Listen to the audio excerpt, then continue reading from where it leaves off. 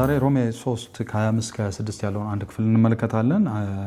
መልእክቴ የክርስቶስ መስዋዕትነት የእግዚአብሔርን ፍትህ ያረጋግጣል የሚል ነው። ቃሉ እንደዚህ ይላል፣ እርሱንም እግዚአብሔር በእምነት የሚገኝ በደሙ የሆነ ማስተሰሪያ አድርጎ አቆመው። ይህም በፊት የተደረገውን ኃጢአት በእግዚአብሔር ችሎታ ስለመተው ጽድቁን ያሳይ ዘንድ ነው። ራሱም ጻድቅ እንዲሆን በኢየሱስም የሚያምነውን እንዲያጸድቅ አሁን በዚህ ዘመን ጽድቁን ያሳይ ዘንድ ነው ይላል። እነዚህ ጥቅሶች እግዚአብሔር በክርስቶስ ሰዎች እንዴት መዋጀት እንደቻለ ቁጥር 25 ላይ እና እንዲሁም ይህንን ያደረገው ለምን እንደሆነ ቁጥር 25 እና 26 ላይ ይናገራሉ። የሰው ልጆች የሚቤዡበት መንገድ የክርስቶስ የመስዋዕት ሞት ብቻ መሆኑንም በዚህ ክፍል እንመለከታለን። በዚህ ክፍል በቁጥር 25 በአዲሱ መደበኛ ትርጉም የማስተሰሪያ መስዋዕት በግሪክ ሂላስቴሪዮን የሚለውን ቃል ይጠቀማል ሐዋርያው ጳውሎስ አድርጎ አቆመው ይላል እና ይህ ቃል በጣም አከራካሪ ነው። ሆኖም በዚህ ቃል ዙሪያ የተነገሩ ሁለት ነገሮችን በዚህ ክፍል አብረን እናያለን። በመደበኛ ግሪክ ይህ ቃል እና ከእርሱ ጋር የሚዛመዱት ቃላት ብዙውን ጊዜ የአማልክት ቁጣ ማስተሰሪያ፣ ማብረጃ እና እነርሱን ማስደሰቻ ወይም ለማብረድና እነሱን ለማስደሰት የሚቻልባቸውን የተለያዩ መንገዶችን ያመለክታል እና ይሄ በእንግሊዝኛው ፕሮፒቲሽን ተብሎ በማስታረቅ በሚል ቃል እንጠቀምበታለን። በጥንት ዘመን መስዋዕት ወይም የመታሰቢያ ሐውልት ይቀርብ ነበር። ይህም የአማልክትን ቁጣ ለማስወገድ የሚያገለግሉ ድርጊቶች ተደርገው ይቆጠሩ ነበር። ማስተሰሪያ አድርጎ አቆመው ስለሚል ብዙ ተርጓሚዎች ጳውሎስ ቃሉን የሚጠቀመው በዚህ መልኩ ነው ብለው ያስባሉ። ሆኖም አንዳንድ ሊቃውንት እንደነ ሲኤች ዶድ አይነቶቹ የእግዚአብሔርን ቁጣ ሐሳብ ባለመደገፍ ሂላስቴሪዮንን ለሚለው ቃል ወይም ሂላስቴሪዮን ለሚለው ቃል ፕሮፒቴሽን የሚለውን የእንግሊዝኛ ቃል ሳይሆን ማስታረቅ የሚለውን የእንግሊዝኛ ቃል ሳይሆን ኤግዛፔሽን የሚለውን ለትርጓሜ ይጠቀማሉ። ይህ የእንግሊዝኛ ቃል ደግሞ ከኃጢአት መንጻትንና የኃጢአት ይቅርታን ያመለክታል እንጂ የእግዚአብሔርን ቁጣ የሚያመለክት ምንም አይነት ነገር የለውም።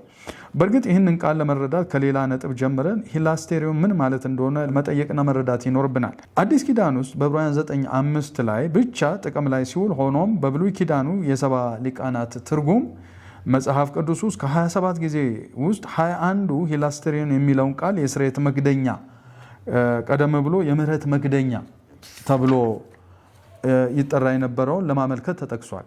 ይህም የመስዋዕት ደም የሚረጭበት የታቦቱ ክዳንን ያመለክታል። ይህ የስርየት ክዳን በዘሌዋውያን 16 ላይ የስርየት ቀን ስርዓት የሚከናወንበትን ሁኔታም የሚያሳይ ነው። ስለዚህ የስርየት መክደኛው እግዚአብሔር የሕዝቡን ኃጢአት ችግር የፈታበት መንገድ ነው። ጳውሎስ ወደ ኋላ ሄዶ በእስራኤል የስርየት ስርዓት ውስጥ ያለውን ይህንን ማዕከላዊ ነገር መጥቀሱ ምክንያታዊ ነው። ክርስቶስ በመስቀል ላይ በመሰዋቱ እግዚአብሔር የሕዝቡን ኃጢአት ችግር የፈታበትና ያስተካከለበት ስፍራ ያ ስፍራ ነውና። ትርጉሙ ሰፊ ሲሆን የእግዚአብሔርን ቁጣ ማስወገጃ ወይም የኃጢአት ስርየትና ይቅርታን ድርጊቶች ያጠቃልላል። ሁለቱንም ቃላት አካቶ ይዛል፣ ፕሮፒቴሽንን ኤግዛፔሽንን።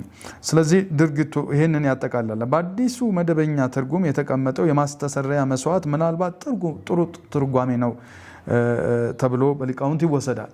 በብሉይ ኪዳን ዘመን እግዚአብሔር ኃጢአትን በሚገባው ልክ አልቀጣውም ነበረ።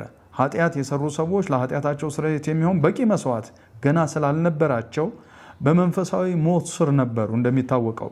ሆኖም እግዚአብሔር በምሕረቱ ኃጢአታቸውን ያልፍ ወይም ፓስድ ኦቨር ያደርግ ነበር።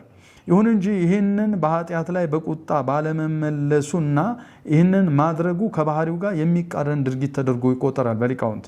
ስለዚህ የክርስቶስ መምጣት የእግዚአብሔርን ፍትህ አጥጋቢ አድርጎታል ወይም እንዲሆን አድርጎታል። ክርስቶስ ራሱን የማስተሰሪያ መስዋዕት አድርጎ በማቅረብ እርሱ ከመምጣቱ በፊት የነበረውን ቁጥር 25 ላይ ታገኙታላችሁ እና ከዚያ በኋላ ደግሞ ቁጥር 26 ያለውን የሁሉንም ሰዎች ኃጢአት ዋጋ ከፍሏል። በዚህ ምክንያት ጳውሎስ ጠቅለል አድርጎ ሲገልጽ ራሱም ጻድቅ እንዲሆን በኢየሱስ የሚያምነውንም እንዲያጸድቅ እንዴት እንዳደረገ ይጠቅሳል። በዚህ ምክንያት በክርስቶስ ያመንነው እኛ እንደ ጻድቃን እግዚአብሔር እንዲቀበለን አድርጓል። በክርስቶስ በማመናችን ከእርሱ ጋር ተባብረናል። እርሱ ወኪላችን ሆኗልና ሞቱም ለእኛ ተቆጥሮልናል።